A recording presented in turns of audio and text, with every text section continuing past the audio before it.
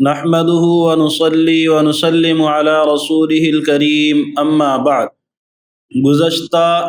2 ہفتوں کے درمیان ہم نے حضرت ابو بکر صدیق رضی اللہ عنہ کی زندگی کے کچھ حالات ذکر کرنے، سننے اور سمجھنے کی کوشش کی ہے۔ آپ کو یقیناً حضرت ابو بکر صدیق رضی اللہ عنہ کا مقام اور ان کا مرتبہ کافی حد تک ذہن میں بیٹھ گیا ہوگا۔ حضرت ابو بکر صدیق رضی اللہ عنہ اللہ کے رسول کے وہ صحابی ہیں کہ جن کا احسان اس امت پر اللہ کے رسول صلی اللہ علیہ وسلم کے بعد کسی بھی دوسرے شخص سے زیادہ ہے۔ حضرت ابو بکر صدیق رضی اللہ عنہ کے احسانات اس امت پر اس درجہ ہیں کہ خود نبی اکرم صلی اللہ علیہ وسلم کا وہ فرمان آپ نے سنا ہوگا کہ میں نے ہر اس شخص کا بدلہ چکا دیا ہے جس نے مجھ پر یا اسلام پر کوئی احسان کیا ہے، لیکن ابو بکر کا بدلہ خود اللہ تبارک و تعالی عطا فرمائیں گے۔ آپ کو معلوم ہے کہ حضرت ابو بکر صدیق رضی اللہ عنہ مکے کے بڑے اور معتبر تاجروں میں شمار ہوتے تھے، لوگ ان کے اوپر بھروسہ کرتے تھے۔ آپ کو اندازہ اس چیز سے ہوگا کہ حضرت نبی اکرم صلی اللہ علیہ وسلم جب آپ کو نبوت عطا کی جاتی ہے اور آپ پریشانی کے عالم میں گھر آتے ہیں، حضرت خدیجۃ الکبریٰ رضی اللہ عنہا اللہ کے رسول صلی اللہ علیہ وسلم کو تسلی دیتی ہے، تو جن الفاظ میں اللہ کے رسول کو تسلی حضرت خدیجہ دیتی ہے، انہی الفاظ میں حضرت ابو بکر رضی اللہ عنہ کو تسلی دی جاتی ہے جب وہ ایک دفعہ مکے کے لوگوں سے تنگ آ کر مکہ چھوڑ کر جا رہے تھے۔ راستے میں ایک قبیلے کا سردار انہیں ملتا ہے اور یہ کہتا ہے کہ آپ کہاں جا رہے ہو؟ تو وہ کہتے ہیں کہ مکے کے لوگوں نے مجھے یہاں رہنے کے لائق نہیں چھوڑا۔ تو وہ کہتا ہے کہ آپ جیسا شخص اگر یہاں سے چلا جائے گا تو مکے والوں کا کیا بنے گا؟ اور اس موقع پر وہ الفاظ دہراتا ہے جو اللہ کے رسول کی شان میں حضرت خدیجہ نے فرمائے تھے۔ وہاں وہ یاد دلاتا ہے کہ آپ یتیموں کی کفالت کرتے ہیں، آپ ضرورت مندوں کے کام آتے ہیں، آپ بیواؤں کا سہارا بنتے ہیں، آپ کہیں کوئی حادثہ پیش آ جائے سب سے پیش ہوتے ہیں، آپ لوگوں کے اندر معتبر ہیں، آپ کا ایک مقام ہے۔ یہ سارے اوصاف وہ ذکر کرتا ہے حضرت ابو بکر رضی اللہ عنہ کے لیے۔ آپ کو معلوم ہے کہ آپ کی تجارت اتنی اونچی ہے اور اتنی اچھی اور معتبر ہے کہ بڑے بڑے تاجر آپ کی بات پر اعتماد کرتے ہیں، اور اس اعتماد کا فائدہ اگر ہوتا ہے تو حضرت نبی اکرم صلی اللہ علیہ وسلم اور اسلام کو پہنچتا ہے۔ اس طرح کہ مکے کے دوسرے بڑے تاجر حضرت عبد الرحمن ابن عوف رضی اللہ عنہ، حضرت عثمان غنی رضی اللہ عنہ، حضرت زبیر ابن عوام رضی اللہ عنہ، حضرت طلحہ بن عبید اللہ رضی اللہ عنہ، ان جیسے تقریباً 7 یا 8 صحابہ جو بڑے تاجر ہیں، حضرت ابو بکر رضی اللہ عنہ سے تعلق کی بنیاد پر اللہ کے رسول سے ملاقات کرتے ہیں اور ہمیشہ ہمیشہ کی سعادت کو حاصل کرتے ہیں۔ غرض یہ ہے کہ حضرت ابو بکر رضی اللہ عنہ سے اللہ کے رسول کو بڑی مدد ملی، بڑے اکابر صحابہ کو صحیح راستہ ملا ہے۔ یہ حضرت ابو بکر ہے۔ یہ آپ کو معلوم ہو چکا ہے کہ تقریباً 7 یا 8 غلام جن کے اوپر مکے کے لوگ ظلم و ستم کرتے تھے، حضرت ابو بکر رضی اللہ عنہ نے اپنے پیسے سے آزاد کرائے ہیں۔ کچھ تاریخی روایات کو معتبر مانے تو ان کے مطابق ان کے اسلام لانے کے وقت تقریباً 40,000 درہم ان کے پاس میں تھے، جو سب کے سب انہوں نے غلاموں کی آزادی میں خرچ کر ڈالے۔ حضرت ابو بکر جب ہجرت کر کے مدینہ منورہ تشریف لاتے ہیں، اپنے گھر میں جتنا مال تھا سارا لے کر کے چل دیے، 1 درہم 1 دینار گھر میں نہیں چھوڑا۔ اللہ کے رسول پر قربان ہے، جو کچھ بھی میرا ہے سب اللہ کے رسول کا ہے۔ ان کے والد ابو قحافہ جب گھر میں آتے ہیں اور اندازہ ہے کہ بیٹا کیا کر کے گیا ہوگا، باپ ہیں، ساری حالات اور عادات جانتے ہیں، تو حضرت ابو بکر کی بیٹیوں سے کہا کہ کچھ تمہارے لیے تو چھوڑ کر گیا نہیں ہوگا۔ قربان جائیں حضرت ابو بکر پر، حضرت ابو بکر کی تربیت پر، ان کی اولاد پر۔ ان کی بڑی بیٹی حضرت اسماء بنت ابی بکر رضی اللہ عنہا، جو بڑے بڑے صحابہ میں اور صحابیات میں جو چند نام آپ لے سکتے ہیں کہ سب سے ہوشیار، سمجھدار، حالات کو سنبھالنے والے افراد ہیں، ان میں سے ایک حضرت اسماء ہیں۔ اس موقع پر بھی اپنی ذہانت کا انہوں نے ثبوت دیا اور فرمانے لگی کچھ چھوٹے چھوٹے پتھر جو درہم دینار اشرفیوں کے وجود کے برابر ہوں گے، ان کے ہم پلہ ہوں گے، ان کو ایک کپڑے کے اندر جمع کیا اور لا کر کے ایک تھیلی بنائی اور وہ تھیلی اپنے دادا کے ہاتھ میں رکھی کہ دیکھیں ہمارے لیے بہت خزانہ چھوڑ کر کے گئے ہیں۔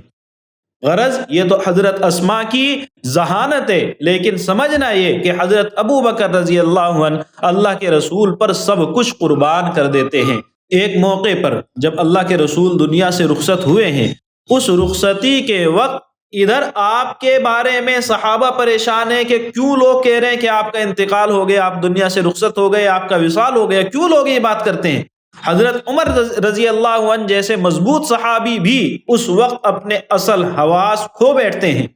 اور دوسری طرف ایک بڑا فتنہ اٹھتا ہے، اور وہ فتنے کی شکل یہ بن جاتی ہے کہ انصار مدینہ ایک جگہ پر جمع ہو جاتے ہیں، ایک جگہ سارے جمع ہیں کہ فلاں آدمی اب اللہ کے رسول کے بعد ہمارا سربراہ ہوگا۔ اس واقعے کی خبر جب حضرت ابو بکر کو پہنچتی ہے، آپ رضی اللہ عنہ وہاں موقع پر پہنچتے ہیں اور جا کر لوگوں کو سمجھاتے ہیں۔ جب حالات نہیں سنبھلتے تو اللہ کے رسول کا ایک فرمان آپ ذکر کرتے ہیں۔ آپ کو معلوم ہے آپ زیادہ تر احادیث حضرت ابو ہریرہ رضی اللہ عنہ سے سنتے ہیں، حضرت عبداللہ ابن عباس رضی اللہ عنہ سے، ابن عمر رضی اللہ عنہما سے، یا ان کے علاوہ حضرت عبداللہ ابن مسعود، یا ان کے علاوہ بہت سے صحابہ سے سنتے ہیں۔ حضرت ابو بکر رضی اللہ عنہ احادیث بہت کم بیان کیا کرتے تھے، جبکہ آپ کے سب سے قریب کے صحابی حضرت ابو بکر رضی اللہ عنہ ہیں۔ کتنے قریب کے؟ اتنے قریب کے کہ ایک موقع پر حضرت ابو بکر ہیں اور حضرت عمر ہیں، دونوں کے درمیان کوئی بات ہوتی ہے، باتوں کے اندر حضرت ابو بکر کی آواز بلند ہو جاتی ہے حضرت عمر پر۔ حضرت عمر رضی اللہ عنہ اس بات کا برا منا جاتے ہیں اور ناراض ہو جاتے ہیں۔ حضرت ابو بکر انہیں منانے کی کوشش کرتے ہیں، عمر مانتے نہیں ہیں، اور وہاں سے اٹھ کر کے سیدھے اپنے گھر چلے جاتے ہیں۔ کون گئے ہیں؟ حضرت عمر رضی اللہ عنہ۔ ادھر حضرت ابو بکر جب ان کو منانے کی کوشش کر رہے ہیں، وہ نہیں مانے، تو حضرت ابو بکر اللہ کے رسول کی خدمت میں حاضر ہوتے ہیں اور انتہائی تیز قدموں کے ساتھ اور غصے کی حالت میں، جس کا اندازہ خود اللہ کے رسول نے فرمایا جب دیکھا کہ ان کا تہبند ان کے ہاتھ میں ہے اور گھٹنوں کے قریب آ رہا ہے، آپ نے دور سے دیکھ کر ہی کہا کہ آپ کے ساتھی کا، صحابہ کو مخاطب کر کے، آپ کے ساتھی کا آج کسی سے جھگڑا ہوا ہے۔ حضرت ابو بکر رضی اللہ عنہ آپ کی خدمت میں حاضر ہوئے اور آ کر کے عرض کیا، یا رسول اللہ، میرا اور عمر کا کسی بات کو لے کر کچھ مسئلہ تھا، میری آواز بلند ہو گئی، اب میں ان سے معافی مانگ رہا ہوں، وہ مجھے معاف نہیں کر رہے۔ اللہ کے رسول صلی اللہ علیہ وسلم خاموش رہے۔ ادھر حضرت عمر کو احساس ہو گیا، جب تو غصہ ہو کر گھر چلے گئے، لیکن احساس ہو گیا کہ حضرت ابو بکر اللہ کے رسول کے بے حد قریب ہیں اور میں نے انہیں ناراض کر دیا تو اللہ کے رسول ناراض ہو جائیں گے، اس لیے فوراً وہاں سے دوڑے آئے، حضرت ابو بکر کے گھر پہنچے، دیکھا وہ گھر پر نہیں ہیں، اندازہ ہو گیا کہ آپ مسجد نبوی میں ہوں گے، فوراً وہاں سے مسجد نبوی میں گئے۔ اللہ کے رسول صلی اللہ علیہ وسلم کو جب دیکھا، آپ کا چہرہ سخت سرخ ہو رہا ہے، غصے کے آثار اللہ کے رسول کے چہرے پر ہیں۔ ابھی آپ کچھ فرمانے بھی نہیں پاتے کہ ابو بکر اللہ کے رسول کا چہرہ دیکھ لیتے ہیں کہ اب عمر کی خیر نہیں ہے، فوراً سامنے آتے ہیں، یا رسول اللہ غلطی مجھ سے ہوئی ہے، یا رسول اللہ غلطی میری تھی، ان کی نہیں تھی۔ 2 مرتبہ حضرت ابو بکر اپنی غلطی کا اعتراف کرتے ہیں، لیکن اللہ کے رسول فرماتے ہیں کہ جب تم لوگ میری دعوت سننے کے بعد یہ کہتے تھے کہ تو جھوٹا ہے، اس وقت ابو بکر اکیلے وہ شخص تھے جس نے کہا کہ محمد نے سچ کہا ہے۔ جب تم لوگوں نے ساتھ نہیں دیا تب ابو بکر نے ساتھ دیا ہے، تو تم میرے ایک ساتھی کو میری وجہ سے برداشت نہیں کر سکتے، یعنی اگر یہ غصہ ہو بھی گئے تھے تو تمہاری ذمہ داری تھی کہ خاموش رہتے۔ وہ صحابی جو یہ پورا واقعہ نقل کرتے ہیں، آخر میں ذکر کرتے ہیں کہ اس واقعے کے بعد کبھی بھی کسی شخص نے ابو بکر کو تکلیف پہنچانے کی جرت نہیں کی۔ تو بتانے کا مقصد یہ کہ ابو بکر کا مقام اللہ کے رسول صلی اللہ علیہ وسلم کے ہاں اتنا بلند ہے، لیکن اس کے باوجود وہ احادیث بہت کم بیان کرتے ہیں۔ ایک تو اس وجہ سے کہ صحابہ کو جب کچھ سمجھانا ہوتا ہے صحابہ فوراً اطاعت کرتے ہیں، اور دوسرے اس وجہ سے کہ اللہ کے رسول کی احادیث کو بیان کرنا بڑا احتیاط کا کام ہے، اور جو بڑے لوگ ہوتے ہیں وہ جلدی سے احادیث بیان کرنے کی طرف نہیں بھاگتے، وہ کوشش کرتے ہیں کہ حق بات صاف انداز میں ایسے ہی سمجھ میں آ جائے۔ لیکن جب دیکھا کہ صحابہ کے مجمع میں حالات بکھر رہے ہیں تو ابو بکر نے فرمایا کہ اللہ کے رسول صلی اللہ علیہ وسلم نے ایک موقع پر فرمایا تھا، الائمۃ من قریش، جو ہمارا رہنما ہوگا وہ قریش میں سے ہوگا۔ اس لیے جیسے ہی اللہ کے رسول کا یہ فرمان سنا، وہ پورا مجمع جو اس وقت ضد کر رہا تھا فلاں کو سربراہ بناؤ، فلاں کو اپنا خلیفہ بناؤ،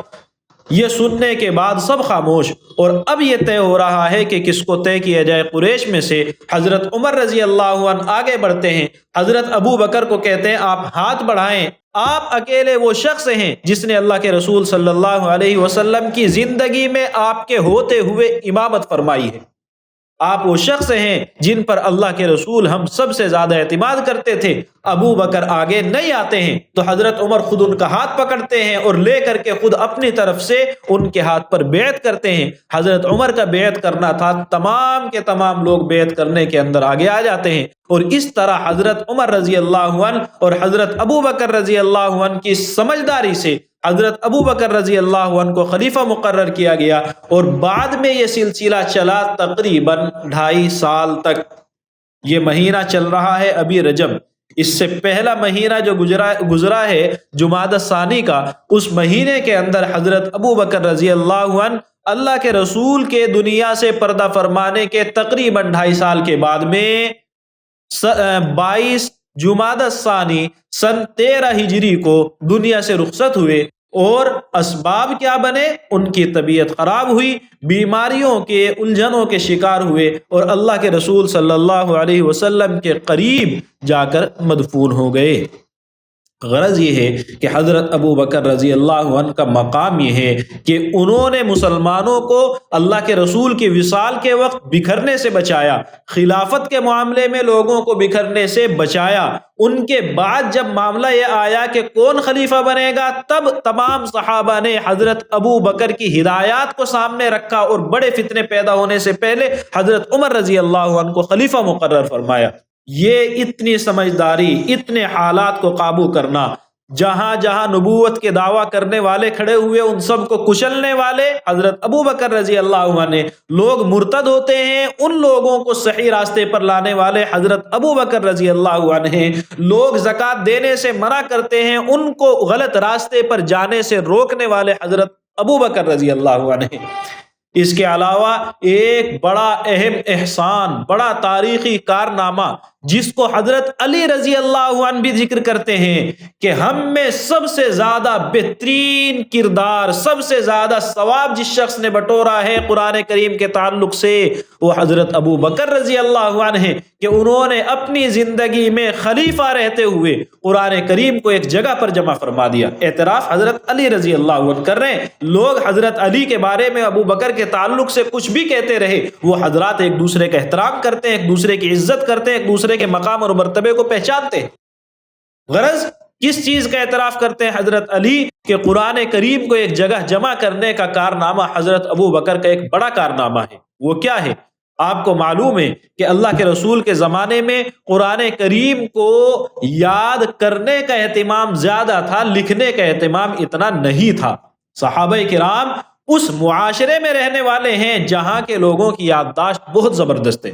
آپ کے آس پاس ایسے لوگ بہت کم ہیں جن کا حافظہ بہت اچھا ہو، اور ان میں بھی پھر کیٹیگری ہے، اس کا حافظہ 2 باتیں یاد رکھ سکتا ہے، اس کا 10 رکھ سکتا ہے، اس کا 50 رکھ سکتا ہے۔ یہ فرق آپ محسوس کرتے ہیں۔ اور عرب کا کلچر وہ تھا کہ وہاں لوگوں کی یادداشت بہت اچھی تھی، اس وجہ سے بھی کہ وہاں لوگوں کے ذہن بلغمی مزاج کے نہیں ہیں، خشکی کا ماحول ہے،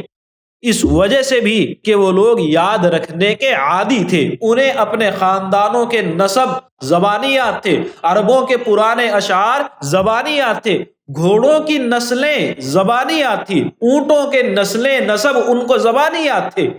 اس طریقے سے وہ لوگ یاد رکھنے کے عادی تھے۔ اللہ نے کہا کہاں اونٹ گھوڑوں کے نسب یاد کر رہے ہو، کہاں اپنے آباء و اجداد کے نسب یاد کر رہے ہو، قرآن کو یاد کرو۔ ان حضرات نے قرآن کریم کو یاد کیا، اور ایسا یاد کیا کہ وہ ایک تاریخ بنی، اور اتنے حفاظ اس وقت میں موجود رہے کہ جن کی تعداد بے شمار ہے۔ ان سب کے ساتھ دوسرا اہتمام قرآن کریم کو لکھنے کا تھا۔ اللہ کے رسول کے زمانے میں یہ کاغذات جو ہمارے یہاں ہوتے ہیں اس کا رواج اگرچہ نہیں تھا، لیکن کاغذات تھے۔ روم اور فارس کے اندر اس وقت میں کتب خانے تھے، لائبریریاں تھیں۔ وہ کس شکل میں تھی؟ کتابوں کی شکل میں، لیکن باقاعدہ ایسے کاغذ اتنی سہولت کے ساتھ میسر ہونے والی سہولتیں نہیں تھی، لیکن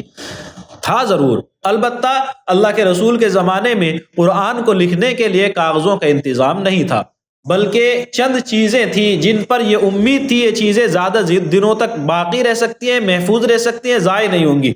ان میں سے خاص طور سے ایک چیز تھی کہ ہڈیاں، اونٹ کی ہڈیاں، خاص طور سے مونڈے کی، اونٹ کی جو ہڈیاں ہیں، بٹ دوسرے جانوروں کی ہڈیاں ہیں، ان کو صاف کیا جاتا، اس لائق بنایا جاتا کہ کوئی چیز اس پر لکھی جا سکے، اس کو سکھا کر کے، صاف بنا کر کے، اور اس کا ایک شیپ بنا کر کے اچھا، اس کے اوپر قرآن کریم کو لکھا جاتا تھا۔ اسی طرح درختوں کی چھال پر قرآن کریم کو لکھا جاتا تھا، درختوں کے بہت سے پتوں پر قرآن کریم کو لکھا جاتا تھا، بانس کی پٹیوں کو صاف کر کے اس پر قرآن کریم کو لکھا جاتا تھا۔ اس کے علاوہ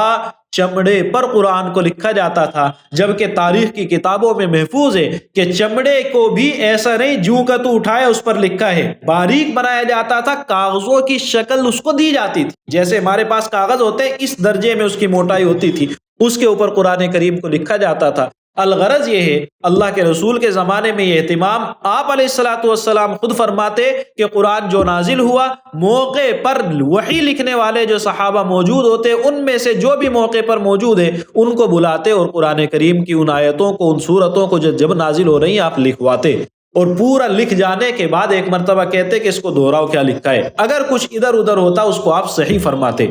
یہ اہتمام خود کرتے اللہ کے رسول، اور اس کو اپنے پاس محفوظ رکھتے۔ اس کے بعد صحابہ میں سے بہت سے صحابہ ایسے تھے جو لکھنا پڑھنا جانتے تھے اور لکھنے کا شوق رکھتے تھے، وہ اللہ کے رسول کی خدمت میں آتے اور آپ کے پاس جو صحیفہ موجود ہے اس میں سے دیکھ کر کے وہ نقل کر لیتے، اور وہ بھی نقل کرنے کے بعد اللہ کے رسول کو پڑھ کر سناتے، آپ اس کو صحیح کہہ دیتے تو اب لے کر چلے جاتے۔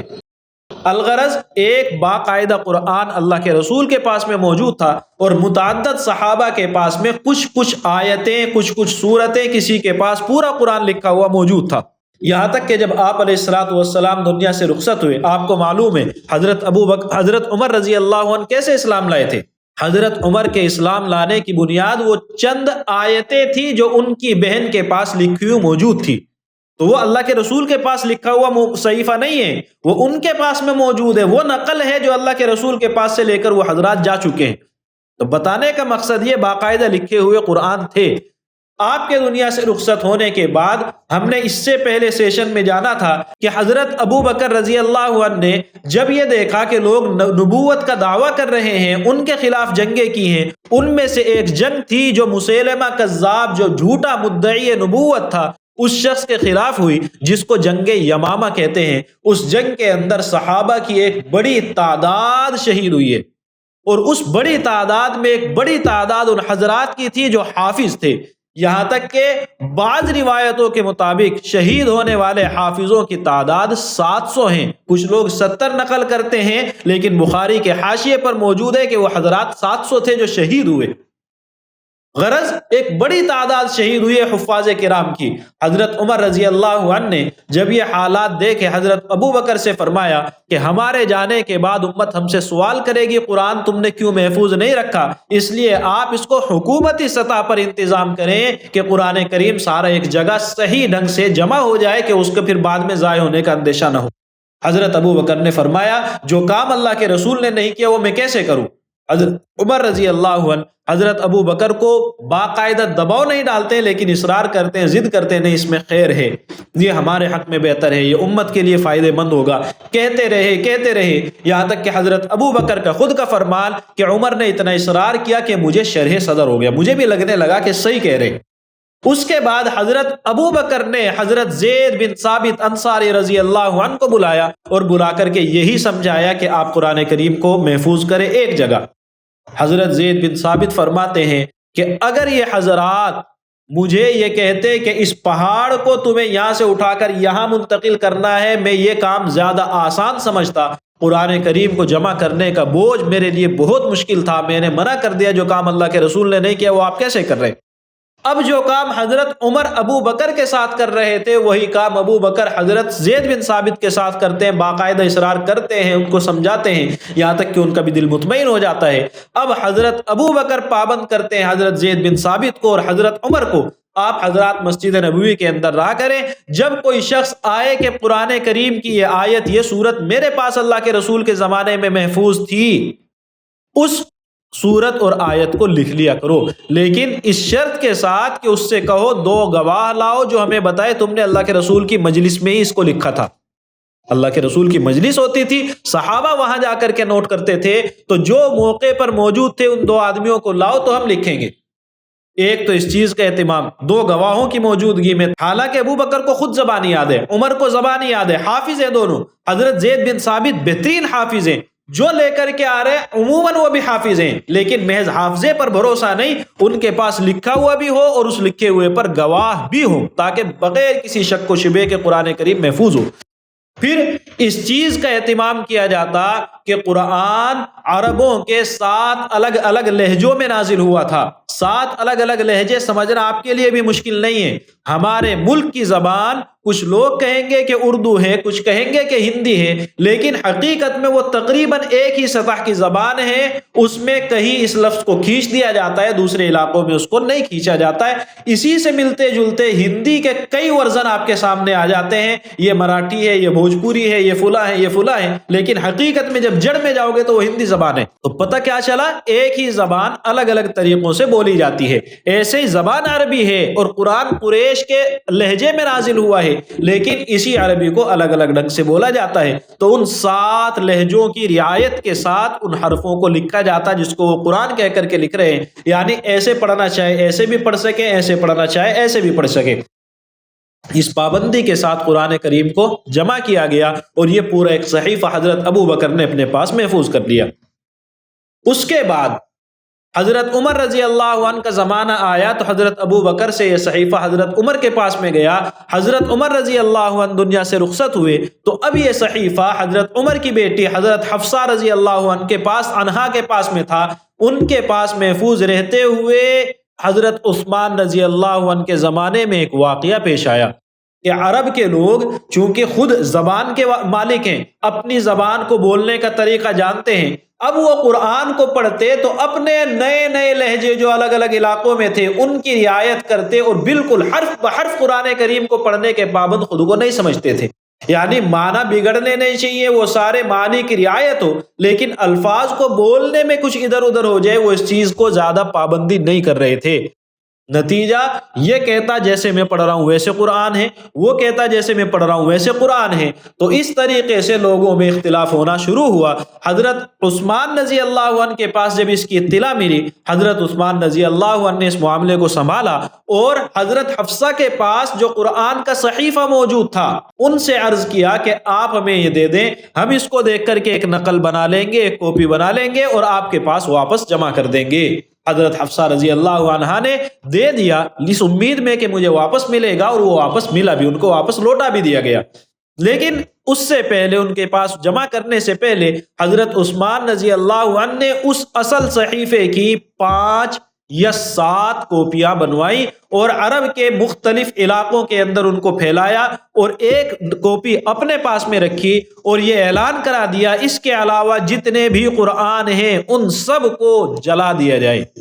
دفن کر دیا جائے نہیں، جلا دیا جائے۔ وجہ قرآن کو جلانا ابھی بھی جائز نہیں ہے، آپ بوسیدہ قرآن ہے اس کو دفن کرنے کے پابند ہیں، دفن بھی ایسی جگہ کرے جہاں لوگوں کا آنا جانا نہ ہو، ناقدری نہ ہو اور اس کو ضائع نہ کیا جا سکے، ایسی جگہ دفن کرے، پانی میں بہانا بھی نہیں ہے، دفن کرنا ہے۔ لیکن تب مسئلہ یہ تھا کہ اگر آج دفن ہوا، کل کوئی جائے گا اس کو نکال کر کے لائے گا، دیکھو یہ قرآن ہے، تو وہ فتنہ جو ہم دبانا چاہ رہے ہیں وہ باقی اٹھ سکتا ہے، ابھر سکتا ہے، اس لیے پابند کیا سب کو جلا دیا جائے اور ان صحیفوں کے مطابق قرآن کریم کو پڑھا جائے۔ غرض یہ قرآن کریم جمع کیا حضرت ابو بکر نے اور اس کو پھر بعد میں باقی رکھا صحابہ نے، خاص طور سے حضرت عثمان غنی رضی اللہ عنہ نے۔ یہ ایک کارنامہ حضرت ابو بکر کا وہ ہے، حضرت علی فرماتے ہیں کہ ہم سب سے آگے حضرت ابو بکر اس معاملے میں نکل گئے ہیں۔ اس کے علاوہ بے شمار کارنامے آپ نے جانے ہیں۔ حضرت ابو بکر کی زندگی ایسی زندگی ہے جتنا پڑھو گے اتنا مزہ آئے گا، لیکن مزے کے بجائے ہمیں چاہیے کہ سبق حاصل کریں۔ حضرت نبی اکرم صلی اللہ علیہ وسلم دنیا سے رخصت ہوتے ہیں، لوگ موقع دیکھ کر ٹوٹ پڑتے ہیں، جب جواں مردی بہادری کا مظاہرہ کرتے ہیں حضرت ابو بکر رضی اللہ عنہ حالات سے بکھرتے نہیں ہیں، سنبھلتے ہیں، صحابہ کو سنبھالتے ہیں۔ تو یہ روش ہمیں اپنانی چاہیے۔ دین کا معاملہ آیا، اپنی اولاد کی قربانی دینے سے پیچھے نہیں ہٹتے، یہ حضرت ابو بکر رضی اللہ عنہ کی سنت ہے۔ جہاں لگا مظلوم کوئی ہے اس کی مدد کرنی ہے، سب سے آگے آتے ہیں، اپنا سارا خزانہ لٹ جائے اس چیز کی پرواہ نہیں کرتے ہیں۔ جہاں دیکھتے ہیں صحابہ میں الجھن پیدا ہو رہی ہے، حالات کو سنوارتے ہیں۔ تو اختلافات کو ختم کرنا، مظلوموں کی مدد کرنا، غلط جو فتنے اٹھتے ہیں ان فتنوں کو کچلنا، دبانا، یہ ابو بکر کی زندگی کا سبق ہے۔ ہمیں یہ سبق اپنانا چاہیے۔ اللہ تعالی ہم سب کو سمجھنے کی اور حضرات صحابہ کرام رضوان اللہ تعالی علیہم اجمعین کی اتباع کرنے کی، ان کے مطابق زندگی گزارنے کی توفیق عطا فرمائے۔ وآخر دعوانا ان الحمد للہ رب العالمین۔